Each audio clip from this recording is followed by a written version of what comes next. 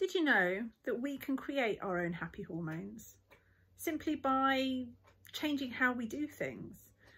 There's a part of our brain that's wired for survival, and it still thinks that we're hunter-gatherers, still thinks that we live in caves. Hard to believe, I know, although on those days when it's dark and it's cold and we want to retreat and stay in bed under the duvet, maybe you could understand and relate to those days.